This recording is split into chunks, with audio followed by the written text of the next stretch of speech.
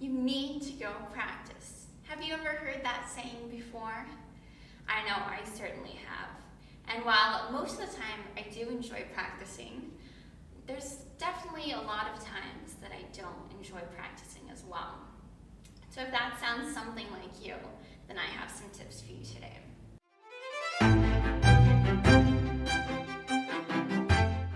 Hi, my name is Meggie Evans, and I'm one of the violin teachers here at Hammer Strings. And these are some of the practicing tips that I found that have helped me growing up and as well as still in my career today. One of the biggest ways I like to change up my practice routine is change the location. So if you always practice in a certain room, why don't you go to a different room and practice there? You'll be amazed at the amount of difference that just this one small change can make. And if you can't go to a different room to practice in, simply turn and face a different way and see if that helps. I do that in my apartment all the time, and that really helps change up the practicing for sure. I also like to practice on a fluffy mat. And if you took any Suzuki training, then you know that you might have like a little foot chart or a practice mat. And so I know whenever I'm on my fluffy mat that it is time to practice. And so that might help you as well.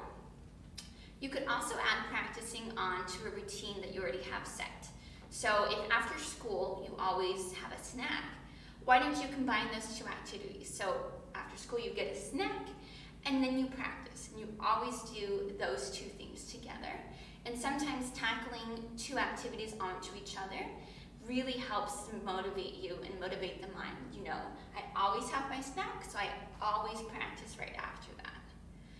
So sometimes that helps to have a routine set in place, but alternatively, if you already have a routine set in place, you could also try and change up when you practice. So if you're always practicing after homework, why don't you try before homework or even before school? I know that's helped a lot of my students. If they normally like to wake up early, they just wake up a little bit earlier so they can get their practicing done before school. And then when they get home from school, they can just relax because they know they've done all their work that they needed to for the day. Another way that I like to increase my practicing motivation is to set up performances. So one of the nice things about being here at H&S is that we have a lot of different performance opportunities for our students, which we really pride ourselves on, because the more we perform, the better we get at it and the better excitement we get from it as well. But these performance opportunities don't always have to be on this stage here at H&S. They could be at a church or a community center or at school or even in front of your parents. You could set them across from you or your siblings and have a little weekly recital for them, and they can see how much progress you've made each week, and you'll be surprised at how much you can do in just 1 week. You could also play for your friends. I'm sure they would love to see what you are doing with your wonderful instrument. And one of my favorite ways growing up to practice performing was to set up all my stuffed animals and my dollies in a row, and then I would give a little recital for them, and I think they loved it. And it was also great for me too, because I could practice making eye contact with each one of them, and it was a fun way to just change up my routine. You could also practice with a practice buddy. So that could be a sibling or a friend or even someone here from H&S that you might meet at a studio class. So whenever you go to practice, you would say, or you could text them or call them, hey, I'm gonna practice now. Do you wanna come practice with me? Or you're gonna practice too, maybe I should too. Because you're not always gonna have the motivation, but sometimes it's nice when someone else has the motivation, then you're like, oh, well, maybe I should be practicing too. And your friend also might not have that motivation, so if they see you're practicing, then they will want you too. So you can both help each other really well with that. Another way I like to think of practicing is by incentives. So after you practice a certain amount of days, for maybe like 14 days or 21 days, you check it off on your little sheet, then you get to do a fun activity like having a game night with your family, or you're going on a hike together, or having a pool party, something that you don't normally do, and that would be a really fun activity for you all to do together. as a reward for all your great practicing. You can also do one of my favorite ways to incentivize practice, which is I get to go pick out a new library book if I've done all my practicing for the week, and I'm really proud of what I've done.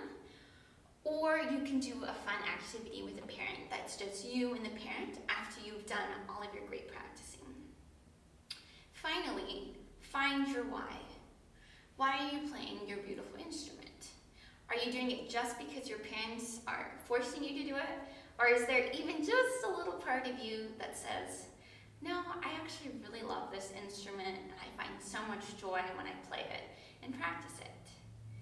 Do you find joy sharing your gifts with others and your talents with others?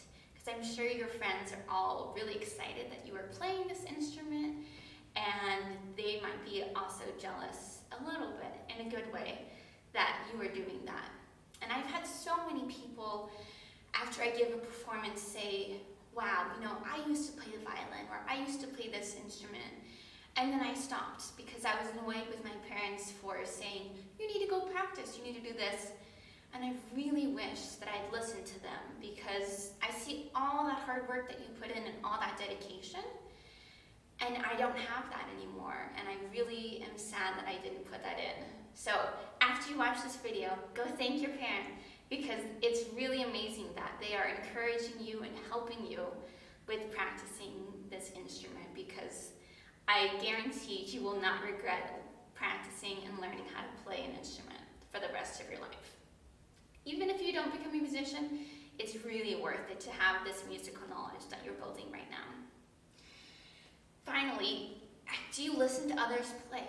Whether that be in a studio class or recital here, or on the radio, or online, or Apple Music, Spotify, etc.